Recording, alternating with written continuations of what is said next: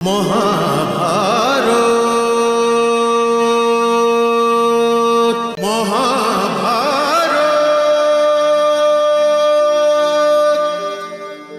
এই বুড়ো পুরোচন পাগল হয়ে গিয়েছে নাকি? মদের নেশাতে এক রাত আগিয়ে আগুন লাগিয়ে দিয়েছে। কেউ বেঁচে নেই তো? বেঁচে তো কেউ নেই মহারাজ। স্বয়ং পুরোচনও? হ্যাঁ, মনে হচ্ছে উনিও আগুনের গ্রাসে এসে গিয়েছেন। হ্যাঁ, ভালোই হয়েছে। তুমি দুর্যোধনের কাছে যাও আর ওকে এই শুভ সংবাদ দাও। বলো যেন আমার অপেক্ষা করে। আমি আসছি। যথাজ্ঞা গান্ধার নরেশ।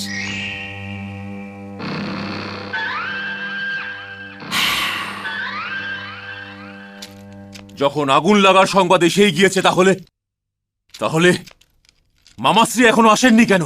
মামাশ্রী ঠিক এসে যাবেন, কিন্তু এই দুঃখ আমার সারা জীবন থেকে যাবে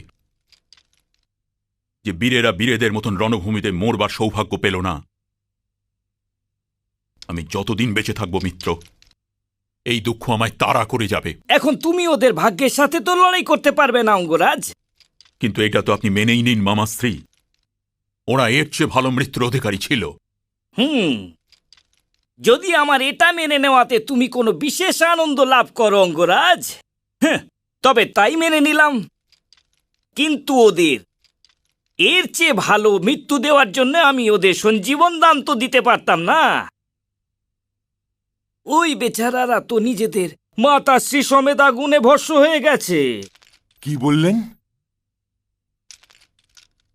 এই জন্যে আমি গান্ধার নরেশ শকুনি হস্তিনাপুরের যুবরাজ কুমার দুর্যোধনকে আন্তরিক অভিনন্দন জানিয়ে সাদর প্রণাম করছি। আপনি ধন্য মামাশ্রী, আপনি ধন্য। আপনি দীর্ঘজীবী হও ভাগ্নে। একটু যুবরাজের সিংহাসনের ওপর বসে দেখান তো ভ্রাতাশ্রী।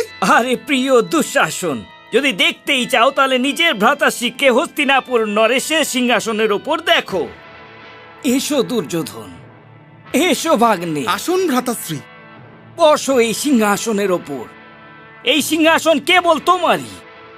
হ্যাঁ, কেবল তোমারই।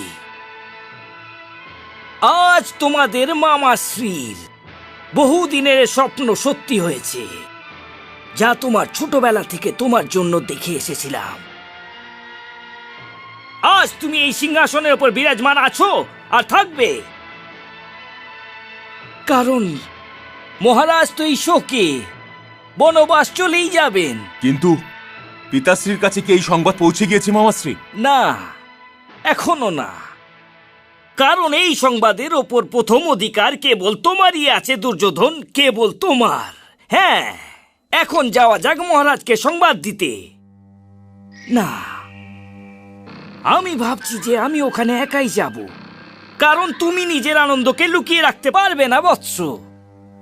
তুমি এখানে এই সিংহাসনের ওপর বসে থাকো আর এই সিংহাসনের ওপর বসার অভ্যাস করতে থাকো।